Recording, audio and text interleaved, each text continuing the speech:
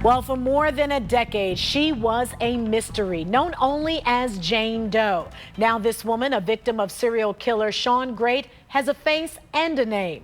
The remains were found way back in 2007, and Grate admitted he killed her. Yeah, but now thanks to new DNA technology, we know that woman was 23-year-old Dana Nicole Lowry. News 5's Olivia Fecto turned to an expert on criminal justice to make some sense of this. Yeah, Frank and Danita, convicted killer Shawn Grate confessed to killing this woman back in 2016 and said it happened about a decade before that. But it wasn't until now, with new advances in forensic technology, that we learned who that woman was. You can have the best detectives in the world, the best trained, the best skilled, most experienced detective. Without evidence, you cannot solve a case. In this case, as the years went by, finding out the identity of Jane Doe became more difficult. Her remains were found in 2007, and in 2016, suspected serial killer Shawn Grate confessed he was responsible for her death. Any investigator will tell you the best you can do, obviously, is a confession. You know, he knew the name of the individual vaguely. You know, he wanted to call her, he actually named her. You know, he had a couple names, and they were able to develop that. University of Akron criminal justice professor Dr. David Lacotte has followed the Shawn Grate case closely.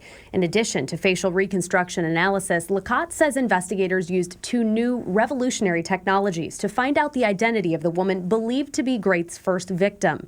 The first, isotope testing. We are what we eat and drink. So when you drink water from a particular region, the isotopes in that region are very specific. They're absorbed into your skeleton, into your hair. That analysis helped investigators narrow down that the woman was from the southern U.S.